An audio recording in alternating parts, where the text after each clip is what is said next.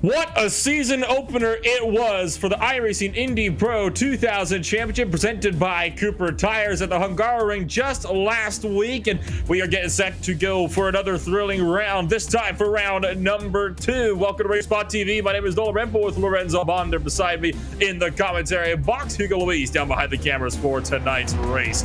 It is the track that is host to the Petit Le Mans Road Atlanta, nestled in the woods in Brownston, Georgia. A fast, flowing, sweeping circuit and a personal favorite for many drivers and fans alike all across the motorsport world, Lorenzo. Absolutely. It's a track that it's kind of like of an anti-Hungaroring, you know, because in Hungaroring we didn't see a lot of overtakes, more driver mistakes than anything else. In here you have that long backstretch of a backstraight, right? So you can have a lot of draft in there, maybe overtake on the chicanes, and then after that I think the twisting session could provide some surprises over here as we see the session schedule going from week 2 and onwards. And that, of course, does round us out for the month of September here for the Indy Pro 2000 Championship. Next up is, of course, the first oval race we have on the season. A 40-lap sprint around America's home for motorsports, the Charlotte Motor Speedway, home, of course, to the Coca-Cola 600. It is bound to be an incredibly entertaining race throughout the course of the rest of the season. In fact, you got a lot of very good tracks that are coming on up for us, and I have a feeling we're going to be in for a wild ride from start to finish. Yeah, we're gonna be in a wild ride on this one, and then after that, Charlotte's gonna be an interesting track, to put it mildly. In IndyCar, it works differently than this because it is a track that I think doesn't assimilate the high power because of the abrasion that you get on the track. But it's gonna be an interesting race nevertheless. But for now, I left it to the roads because Road Atlanta is gonna be a blast. It's a 23-car field for the season opener at the Hungaroring. It's a 23-car field today here at Road Atlanta. You're currently watching the number 10 machine come across the line. That was Alexander Bischel. Just crossing the line on the end of his second lap. Goes 1:17.031 to go 9th fastest on the board. Some drivers still have the same qualifying laps. Among them is William Manley, a driver we didn't see out playing with us last week in the Indy Pro 2000 Championship, and he is presently on his second qualifying lap, currently 11th fastest with a 1:17.478, trying to see if he can maybe push his way up into the top 10. Yeah, and this is also one of those tracks that not the easiest one for you to nail the lap properly, because let's just say you go into this back stretch, as you're going to see William Manley do the braking, now going to the backstretch properly. What happens is you transition yourself from the first right-hander, and you have to go immediately into braking, and it's very easy for you to either lock up the car, or the car just loses the rear end whenever you're braking. So it's a track that demands more precision than Hungaroring, in my opinion, but because of its nature, should provide closer and closer racing than what we saw at the European track. Across the line, Manley goes a 1:17.096. That puts him back up to the 13th place. It will not be enough, though, to secure his ticket further up in the running order. So you watch some drivers still running their way around. This is David Porcelli, currently coming to the close of his first lap. He still has time for a second. Coming across the line now. Where will this put the number 4 car? A 1:16.116. That is going to bump him all the way up to P number 6 on the boards. Yeah, and not too many drivers doing laps on the field so far. I think the only one might be doing something was, and actually is, Alex Ledo, as he's about to wrap up the lap, and also the number 20, Pascal Martineau, still has to do his laps around the track. But if we're gonna wrap up, probably this is the south lap, and we're gonna start the first fast lap in here, and can't wait to see what that number 20 car does here. It's going to be the only flying lap he gets as well. Does not have time to go for a second one, but look at how he is slowing here. He is not going to be going for a lap. Aborted his qualifying attempt. That leaves Porcelli, the lone driver on the racetrack, thundering down the back straightaway in the run-up towards 10A and 10B. It'll be interesting to see where Porcelli sits. He was 6th fastest on his first lap. He's got a little bit of time maybe to see if he can try to get a good second time and out of the final corner and up over the rise. So easy to step the back end down, but he keeps his foot in and down through the fast, flat-out right-hander across the line. 1:15.732. That puts him up into third place. Yeah, really good performance out of David Purcell. Trying to bounce back in an Indy race because he actually had I'm not going to say subpar, but a race that he didn't want to on the top split this Monday that we had that I raced against him on Indy at Long Beach. But he's a driver that is really fast, knows how to carry the car, especially these open wheelers. So let's see how Purcell does today in comparison to what he did at the start of the week. See Pascal Martineau still driving around, just entering the back straightaway. Of course, he aborted his qualifying attempt on the first lap there. I believe he was kind of wanted to get so settled at the back, but also wanted a little bit of extra practice. Maybe wanted to practice what a start might look like. Of course, standing starts aren't a thing here in the Indy Pro 2000 Championship, so there's only one way to see what could really become Martineau. I have a feeling, though, he might just be wanting to start from the tail end, and, well, from the tail end, he will start as qualifying is going to draw to a close right about now. Checkered flag falls. It's like a rundown for the starting grid. It's Ambedima on pole position. John Bodefer starts beside him on that front row, just under 0.2 of a second back. David Purcell with a flying second lap puts himself up in third place with Bo Rigger in fourth. That's going to put Frank Newen in fifth and Lucas Poppel down in sixth. Seventh place will go to Jerwin Messink, and Stefan Schlett will be P8. Robin Peters, Chris Schmitz go into row 10. That's our top 10. Alex Leto will be 11th. Michael Carpenter in 12th. Alex May sits in 13th with Alexander Bischel down in 14th. William Manley is 15th with Hugo Akesson down in 16th. It's Christopher Chitterling in 17th with LaHaye down in the 18th position. Yeah, and then we have Shane Holstein, Alvaro Uña, and then Mark Miller being our last three cars in this field so far. There are two more drivers, Martin Arnoldas and Pascal Martineau, but those were the only two drivers that did not set qualifying laps, and they're going to be lining up on the back two rows.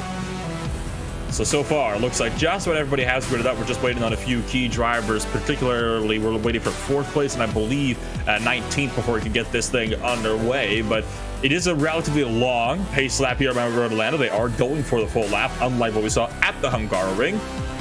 Tell you what, though, it is a beautiful track, though, and we'll be able to pick all of our favorite little scenic spots, guess you could say, as we go on through the pace lap. And also, we're coming in close to the Petit Le Mans, so we're starting to get that Asclena feeling a little bit. Of course, it's been historic here at RaceSpot that I have mixed bag feelings about Road Atlanta, but for open wheelers, I like the combination. I like any combination that has Road Atlanta in it for open wheelers because I think it does provide some good racing. I think it is a proper track for open wheelers. GT racing and other categories of racing might be debatable, but it should provide us a great race nevertheless.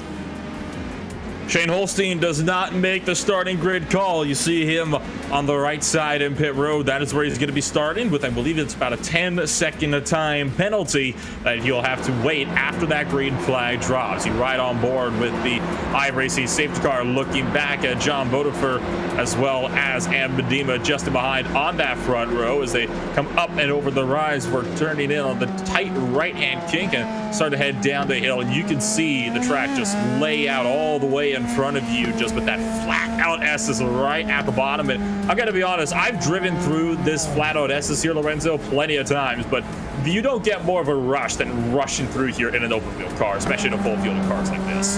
No, you don't. It's very rare for you to get that feel, and especially getting those corners right. I think if there's a track that gives you the pleasure of getting your corners right, it might be a Road Atlanta because especially this twisty section as they're about to go into the U hairpin. If you want to say that's a hairpin, is basically a two right-hander turn of sort. But it is a two right-hander corner, but it's just kind of shaped of a U, so I called that a hairpin of sorts. if you go through the S's and nail that ride from the start to finish, it gives you a really good sense of, oh, all right, I got this down, and all right, this is going to be a really good lap, because it has some blind crests, very hard corners, especially those curbings can be very tough to hit, especially with these kind of cars. So getting those right, it's a different that I think it's hard to find another track that gives you that pleasure of driving this track. That's why I like the open wheelers in this.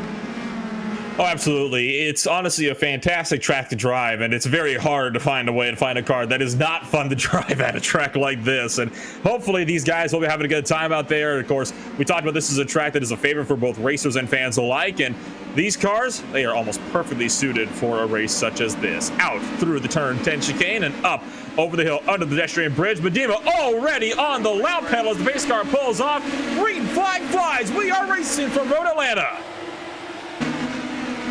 Oh, and already a car spun before they even get to the stripe board carnage on the front straightaway. Complete pandemonium here. We haven't even hit turn 1 already. We've got 3 cars spun around. So what in the world has happened here on the race start?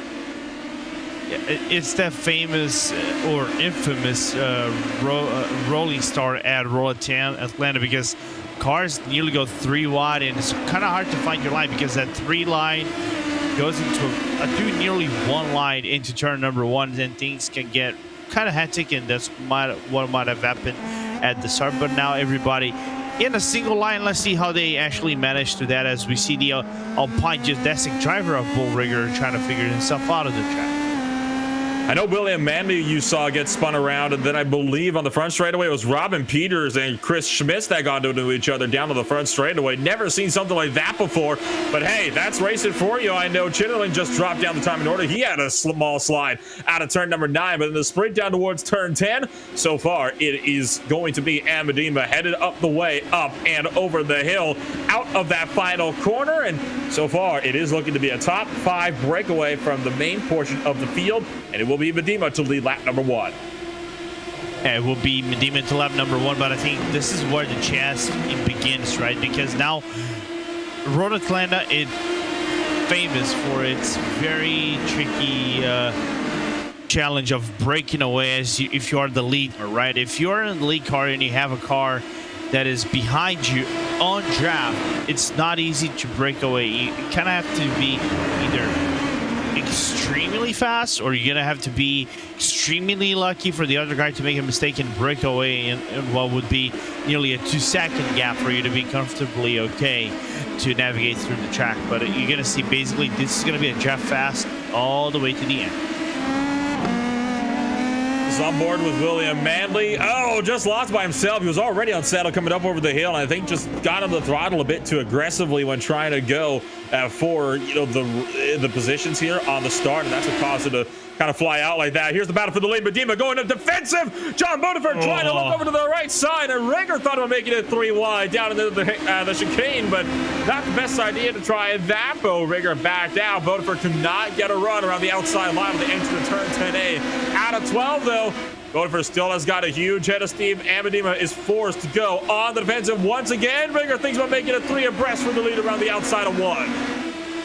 And Porcelli got majorly checked on turn number 1, and this is getting a little bit more dicey than I probably would have liked at the start of this race, but really good battle so far, as both Alpine geodesic drivers are looking to move up the spot and try to make it a 1-2 in the track so far. But some good defensive maneuvers here from Medema. But what happened is that now Frank Nguyen is now in this mix as well.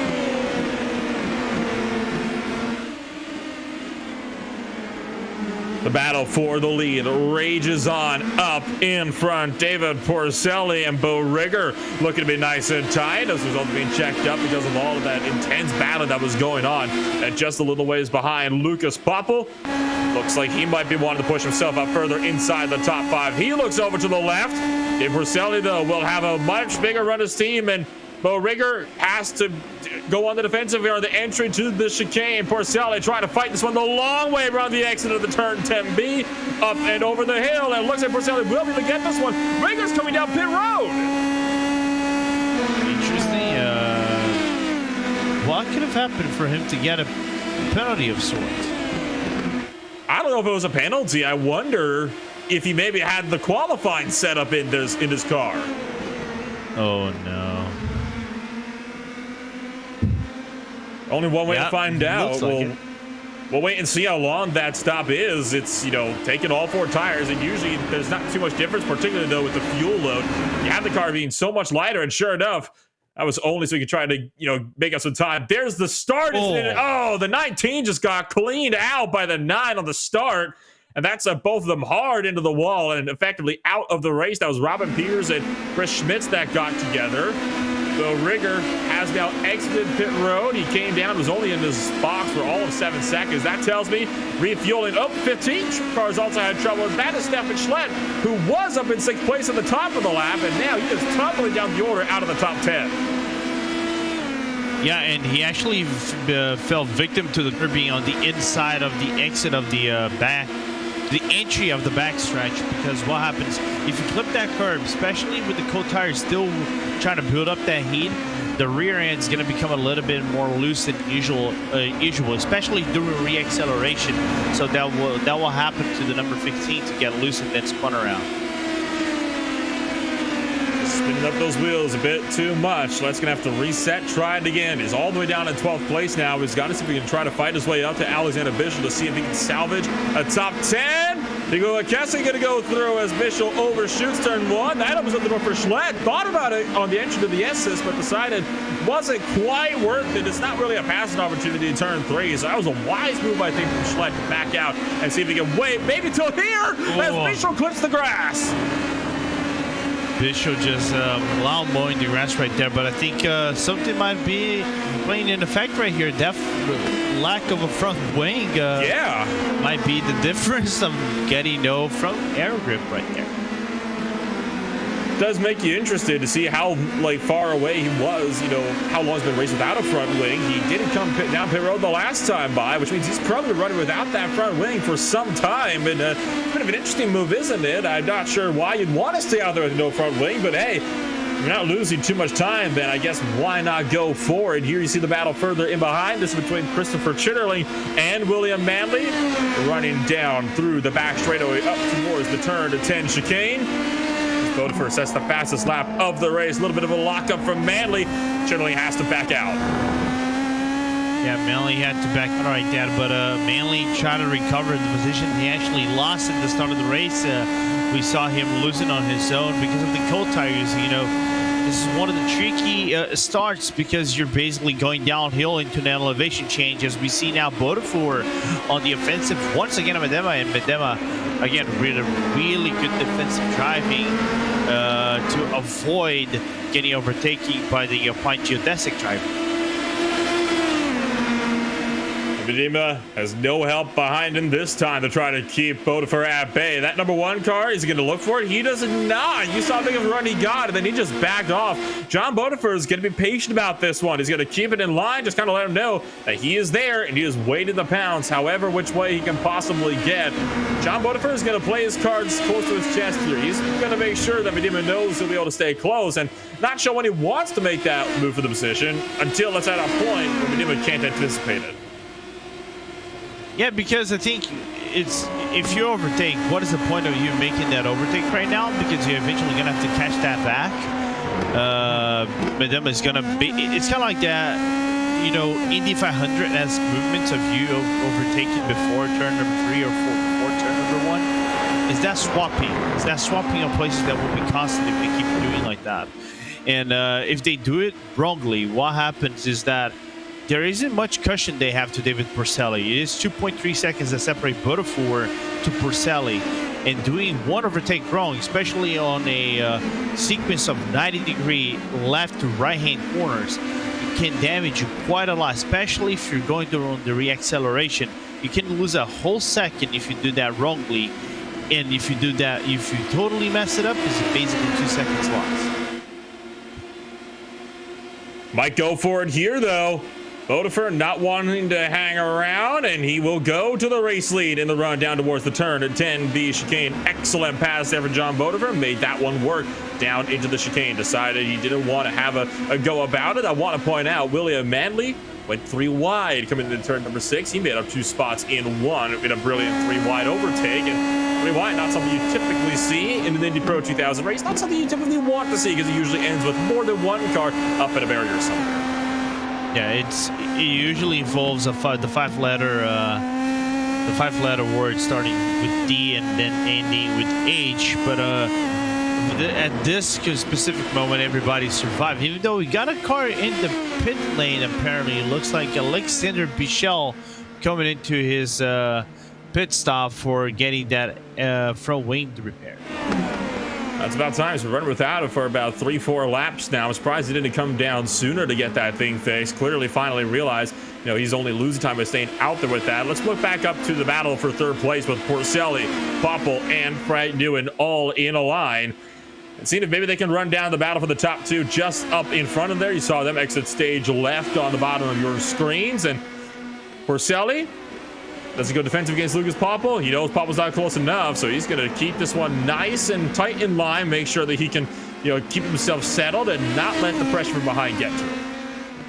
Yeah, and one thing that I really like to see over here is how these cars are settled, because Road Atlanta, I think especially more than any other tracks, it's one of those tracks that can afford to have 2 kinds of setups. You can have a really low downforce setup that prioritizes the back straight, as we see mainly again being defending his position from Chitterlane, because he actually went for the maneuver on the previous lap, just couldn't get it, and mainly so far being able to hold that, and Chitterlane just cannot find a really good run to make that overtake. But I'll continue my logic after we see a possible overtake right here. So you've really got 2 battles. The one you got the one up for 3rd place, then you've obviously got this one that we're watching. This is for P12 on the racetrack on the right side of your screen. Heads up, huge tank slapping for William Manley. That's going to open that door wide open for Christopher Chitterling to find his way through, and Bo Rigger maybe wants a piece of this. Here's the battle for the race lead as well. Amedima just got the lead back pass from John Bodenford. Meanwhile, contact for 11th, and Manley almost goes around and somehow manages to save it, but he is not going to be a happy camper after just getting barged aside by Chitterling.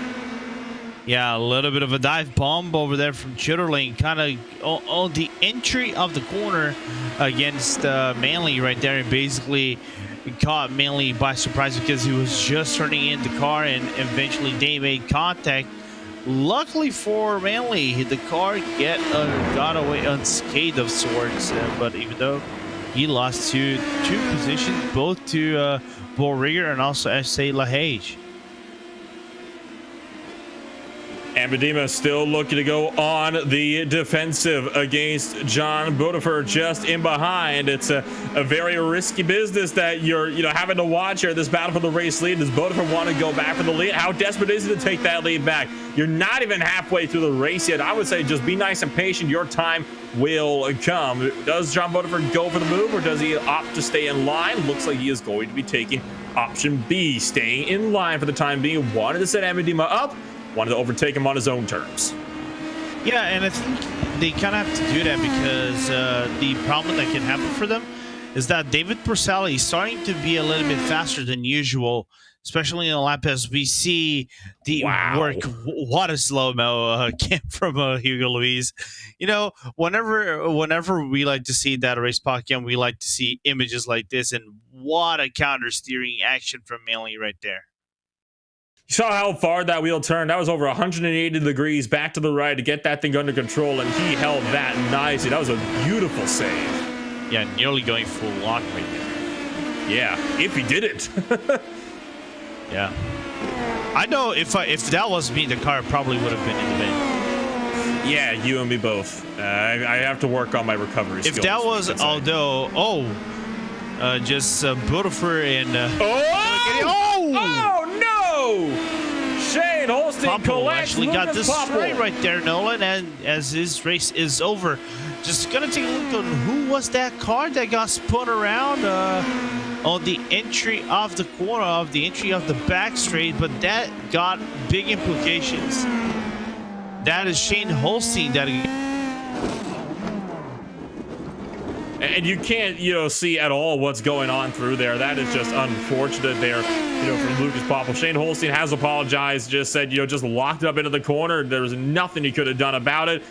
That's going to focus us up now on the battle for the race lead. John Bodever trying to run down Ambedima once again. Up through the hill. Ambedima overshoots turn 3. John Bodever trying to come back at him. John Bodever's not going to be able to get that run, though, down through the S's. Can maybe get this one settled onto the back straightaway. You'll have to wait and see. I think feeling like John Bodever might be getting a little bit more antsy here. Once they're making that move, he still has about a 2.2 second gap back to that third position driver, but it's one of those things you want to get this battle settled sooner rather than later. Yeah, absolutely. And what happened right there, I think, was the example of, the aftermath of possibly some dodgy action they had to take against Shane Holstein right there. But that is unfortunate for Porcelli, because before the incident they had with Shane Holstein on the previous lap, he was nearly about 1.3 seconds behind. He can start dreaming about getting that draft from Bodever right there. And if you start dreaming about getting that draft, you can absolutely dream of contending for that top 3 spot, for the podium spot against these two drivers, and go for the win. And on top of this, you got a fierce battle on for 7th place as well. Atkinson trying to fight back against Martin Arnoldis. They just had a huge scrap in turn number 10, but they managed to keep themselves sorted. And at the end of the day, that battle does not change hands in the slightest. As well as that, you got that battle between May and drivers from behind as well. But here is that battle for 10th place. Atkinson going big on defense in turn number 1, and it was the mother of all dive bombs around the outside to get Atkinson 7th place back. Arnoldis will be trying to find a way back through as well. These guys are driving a little bit recklessly almost, trying to see if they can find any which way and gain every 10th of a second they can, pushing these cars to the absolute limits. You see Arnoldis getting so close to the curbing over on the left side and through that left-hander of the S. It's a place you don't want to end up during these open cars, and it's just been skirting around with those curves. And I have a feeling here that we could be seeing Arnoldis with a bigger straight line speed car. Atkinson better in the corners, but watch this drafting run all the way down this very long back straightaway. Arnoldis closing in. Atkinson started to pull the IndyCar slide. Arnoldis, this is just what happened the first time. Arnoldis going to look over to the right side in the run down for the back stretch chicane. He'll have to go over, cover to the left of the entry. Here comes Atkinson, and he's going to try to get Atkinson around the outside line, and just like the lap before, he holds it, but maybe not. Arnoldis trying to come back at him. What a move from Atkinson right there. What a dive from Atkinson all the way down from the back. I didn't expect him to make that dive on the entry of the chicane. You can see Arnoldis getting a little bit feisty to turn number 1, looking for that entry, but just didn't have any room to make that overtake. A little bit of a feisty action, and this is what we like to see over here with about 10 laps to go.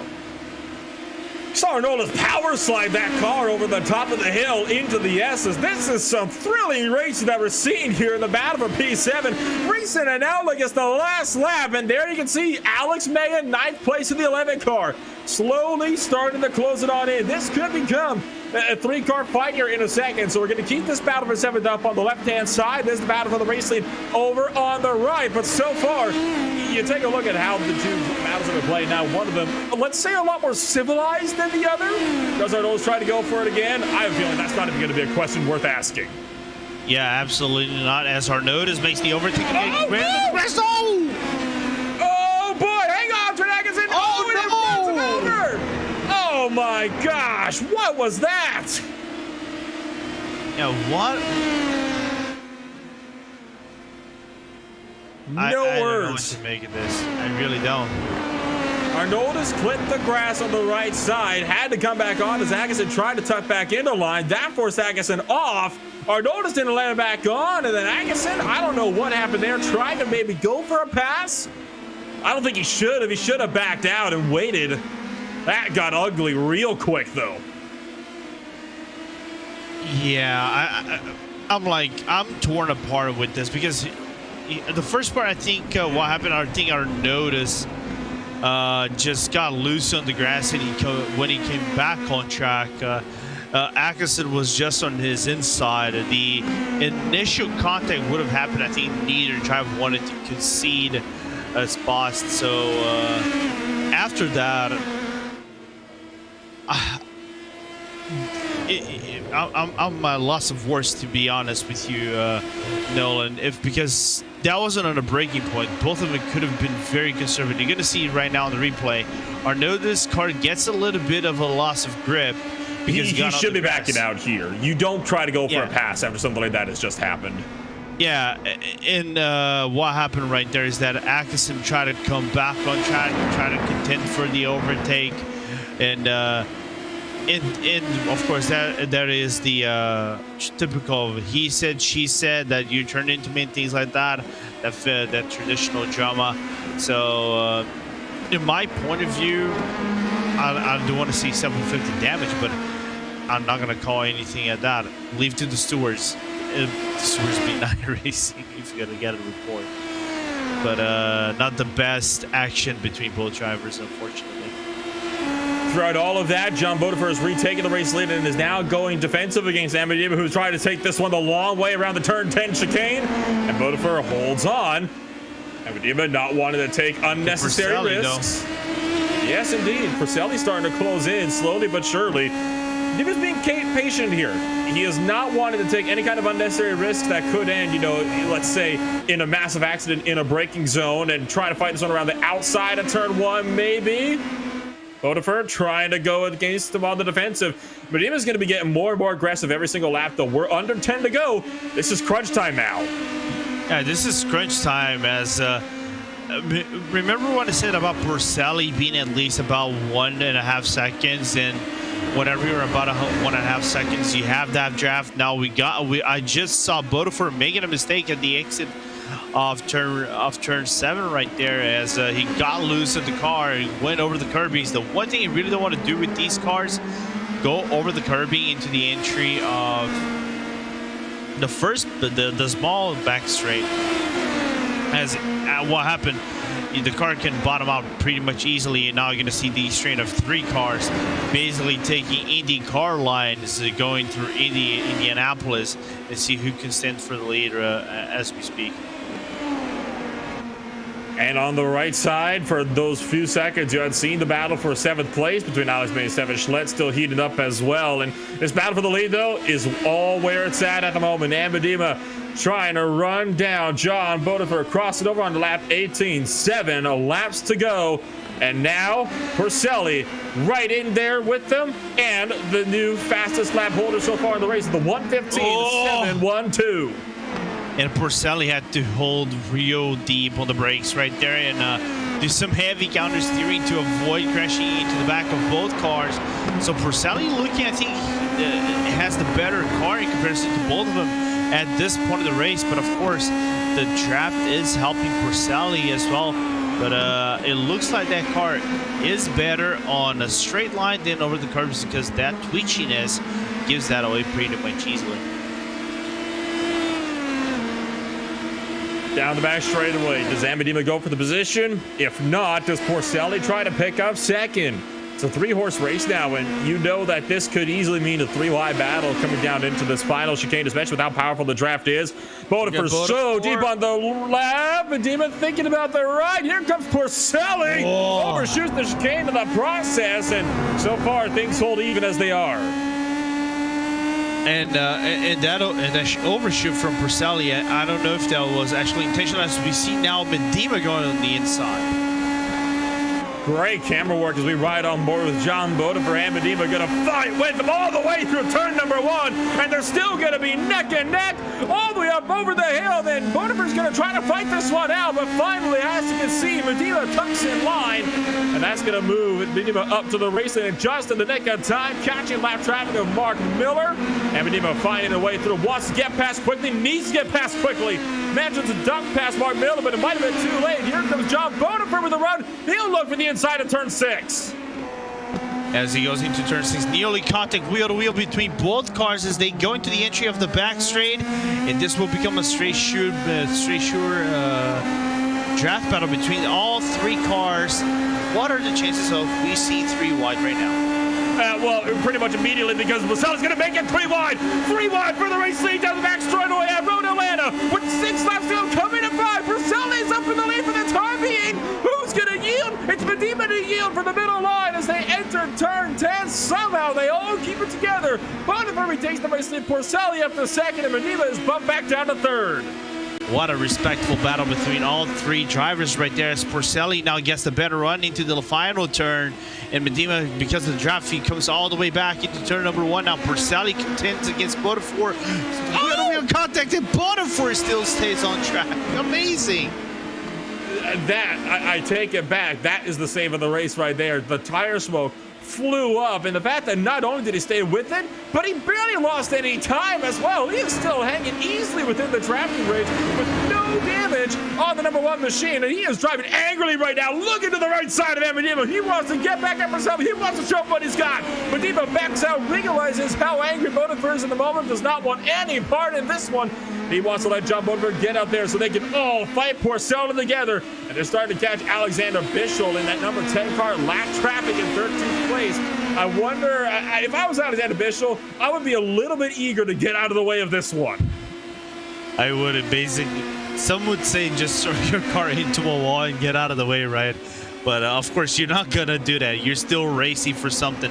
But Botafour said a few, not callous words, but a few heated words to David Porcelli. Not happy one bit off that move. Of course, both drivers went to turn number 1 nearly side by side, and eventually the contact happened. Looks like Porcelli car actually just understeer because he was on the inside and didn't give too much room to Botafour, as now both drivers have to make the effort of catching up to the number 4 car. 4 laps to go, and I think finally we can take a breather for, well, all of about a few seconds here before we get to that back straightaway. Oh, look out! Botafour really wide onto the grass. And that opens up the door for Medina. Not quite. Medima's going to tuck this one in line.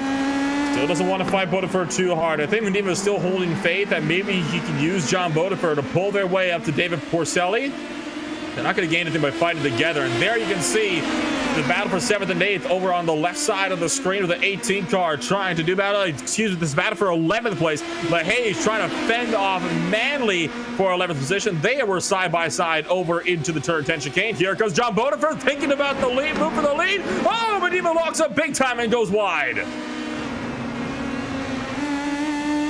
But still still is staying relatively inside the draft of John Botafour. And now Botafour with some very, very aggressive moves into turn number 1.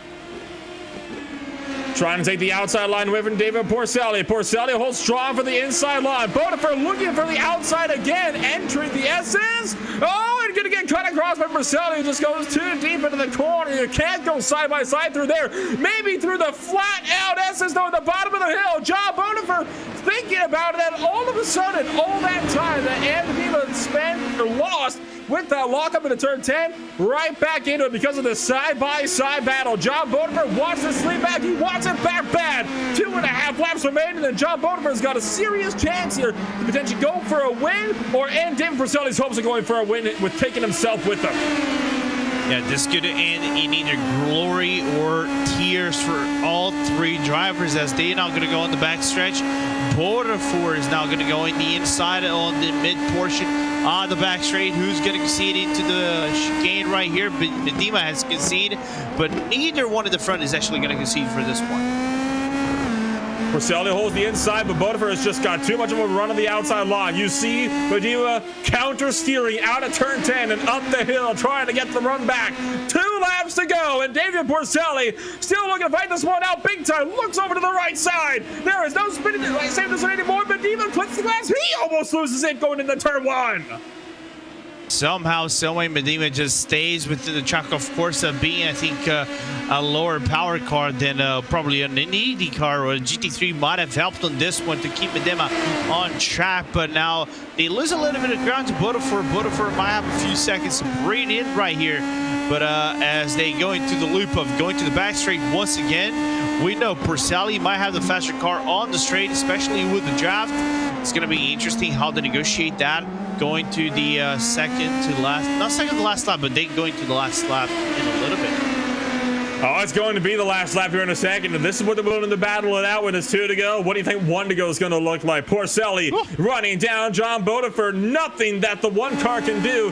Porcelli looks to the right side, takes Medema with him. And Porcelli going to try to get himself secured and maybe find the lead, but just cannot get close enough. To turns 10A or 10B. Up over the hill through turn 11 and down through turn 12. White flag is waving in the air. One more lap to settle the race at Road Atlanta. And look at now Porcelli going into the inside. We saw what happened that last time by as they got a 2-inch wheels again. They actually did, and Porcelli now gets away unscathed for some reason. I have no words for what is happening here. This is just absolutely insane. Medema is forced to back off as a result of the contact up in front. Did not want to risk it in a face full of front wing. Should these two collide and crash up in front of them, Porcelli has lost quite a bit of time. There's a front wing strewn across the racetrack, and look out for Ieto and one more car that was stopped on the side of the road, but is out of the way. John Bodefer out of turn number 7. And it is going to be one more attempt for David Porcelli. It has to be in the chicane or it's going to be all or not. Can John Bodefer hang on? Thundering down the back straight for the final time today. Started the IndyCar snake. Porcelli has got the draft, but is it going to be enough? He's got so much time. He's got to make up before the braking zone. I don't think he's even close enough to make this one work. Down into turn number 10. John Bodefer is going to hold on. Maybe Porcelli still has got turn 12 to negotiate. He's so much closer this time by, but it's not going to be enough. John Bodefer takes a victory at Road Atlanta. What a battle. What a race, and what a finish for John Bodefer right there. Medema tried to stay patient. He was calculating towards that last place, last lap overtake on both drivers, like wow, what Porcelli did. But what a hold from John Bodefer on the entry of turn number 1 of the final lap, and positioning themselves in a spot that Bodefer could actually work with. And what a win for the Alpine Desert driver. That has got to be one of, if not one of the greatest battles we have seen in this series for several seasons now. Absolutely. I mean, my goodness. Reminded me of some of the Formula V races we've been seeing in the last season of Friday Night Primetime. We'll take a look at the post-race results, though. It's John Bodefer taking race victory by a 10.5 over David Porcelli with a hard-earned victory. And Medema rounding out the podium. And from there, it's another 14 seconds back to Jerome Missink. Down in 4th place with Frank Newen in 5th.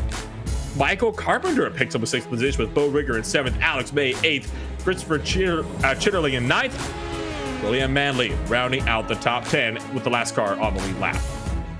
Yeah, after that, we got Alexander Bichel, Stefan Schlepp, Pascal Martineau, Essay Lahage, Mark Miller with a really good runner here, getting 15th. Lucas Papel, after they had actually got into 16th, and Alex Lado, 17th. Hugo Atkinson, Martin Arnaudes, and Shane Holstein round out the top 20.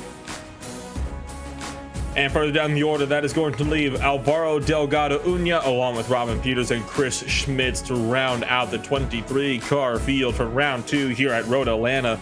Oh my word, what a race. I mean, that was absolutely insane, Lorenzo. I mean, could you ask for a better race than this one? It's gonna be tough to find a race that had more, I'm not gonna say drama, but more action than Road Atlanta. Remember what I said last week? This race would have a lot of overtakes and action throughout start to finish. And I mentioned at the start of the broadcast, this is basically a counter version of what happened to what is Hungaroring. You got a lot of draft, you got a lot of overtakes. Of course, attrition builds up a little bit more than Hungaroring, but still, what a race we have. What a race we had indeed, and well, it's only going to increase from here. Obviously, we've seen how thrilling some of these road course races can be.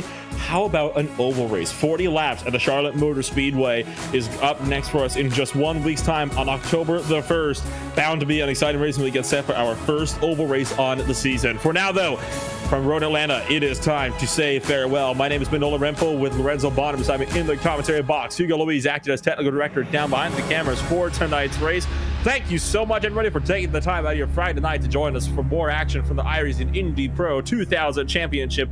And we will hopefully see you guys all next week at Charlotte.